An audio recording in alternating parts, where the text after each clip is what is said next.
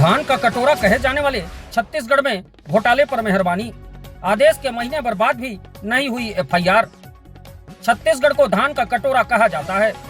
प्रदेश को यह पहचान सबसे ज्यादा धान का उत्पादन होने को लेकर मिली है, लेकिन इसी धान के घोटालों से सरकार को सालाना करोड़ों रुपए का आर्थिक बोझ उठाना पड़ रहा है। दरअसल हम ऐसा इसलिए कह रहे हैं कि छत्तीसगढ़ के सूरजपुर जिले में संभाग का सबसे बड़ा धान घोटाला उजागर होने के बाद भी जिम्मेदार हाथ पर हाथ धरे बैठे हैं। क्षेत्रीय अधिकारियों ने सत्यापन कर इसकी जानकारी कलेक्टर एस जयवर्धन को दी, जिसे देख वे भी अचंभित रह गए और प्रबंधक के खिलाफ एफआईआर दर्ज करने के निर्देश भी दे दिए। लेकिन सबसे बड़ा सवाल यह है कि कलेक्टर के दिए गए आदेश को महीने भर बीत जाने के बाद भी जिम्मेदारों ने उस पर कोई अमल नहीं किया, जिससे घोटालेबाज समिति प्रबंधक को अपनी गलतियां छिपाने का भरपूर समय मिल गया है। दरअसल यह पूरा मामला सूरजपुर जिले के सांवारावा धान खरीदी केंद्र का है, जहां भैयाथान एसडीएम के नेतृत्व में प्रशासनिक अधिकारियों ने खरीदे गए धान का भौतिक सत्यापन किया, जिसमें सामने आए आंकड़े को देख अधिकारी भी दंग रह गए। इतनी सतत निगरानी के बावजूद इतना बड़ा धान घोटाला आखिर कैसे हो गया? भौतिक सत्यापन करने पश्चात एसडीएम भैयाथान चांदनी कंवर द्वारा प्रतिवेदन कलेक्टर कार्यालय में जमा किया गया।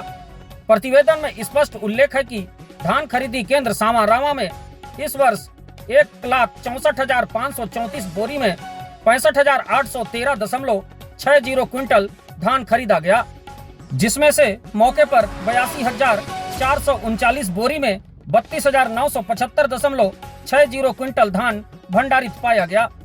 वहीं 82,095 बोरी यानी 32,838 क्विंटल धान मौके से गायब था, जिसकी कीमत लगभग 10 करोड़ 18 लाख रुपए आंकी गई। अधिकारियों द्वारा किए गए भौतिक सत्यापन के दौरान स्थानीय जनप्रतिनिधि भी मौके पर उपस्थित थे। उनके समक्ष पंचनामा भी तैयार किया गया। सभी दस्तावेज कलेक्ट्रेट कार्यालय सूरजपुर में कलेक्टर के समक्ष प्रस्तुत किया गया, जिसे देख कलेक्टर ने 10 फरवरी 2026 को खरीदी प्रभारी रिजवान के विरुद्ध सहकारी बैंक शाखा प्रबंधक भैयाथान को थाने में एफआईआर करने के निर्देश दिए। लेकिन कलेक्टर के दिए गए निर्देश को महीने भर बीत जाने के बाद भी थाने में शिकायत दर्ज नहीं कराई गई है।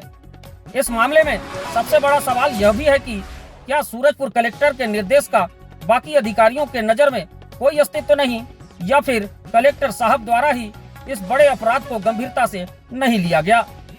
धान खरीदी की शुरुआत से ही एक्शन मोड में रहने वाले कलेक्टर साहब इस बड़े मामले में कमजोर पड़ते दिखाई दे रहे हैं।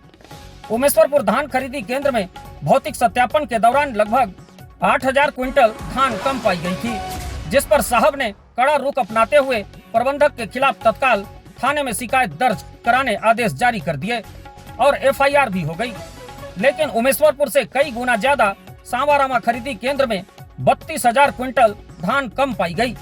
फिर भी 40 दिन बीत जाने के बाद भी थाने में शिकायत दर्ज नहीं होना जिम्मेदारों के कार्य प्रणाली पर गंभीर सवाल खड़ा करता है।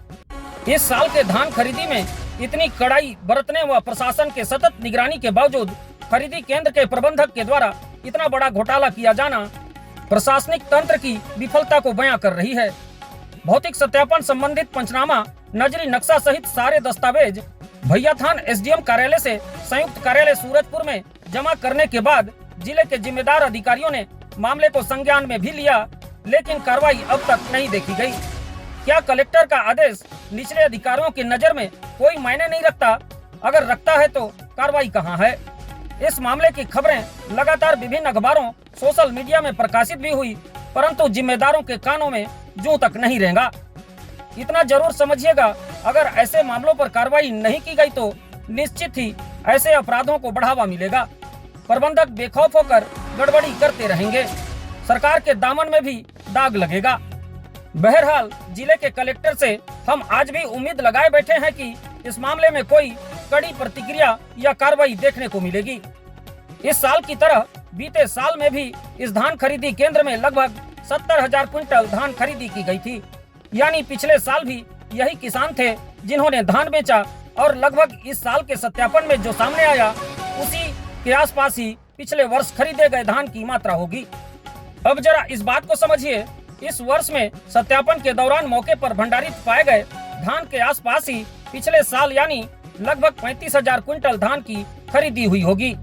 तो आंकड़ों के मुताबिक लगभग 70,000 क्विंटल धान का खरीदा जाना पूरी तरह संदेहास्पद माना जा सकता है। इतना बड़ा घोटाला सरकार को सीधे तौर पर चैलेंज करने जैसा है। इस महाफर्जीवाड़े ने धान की काली कमाई का पोल खोल कर रख दिया है।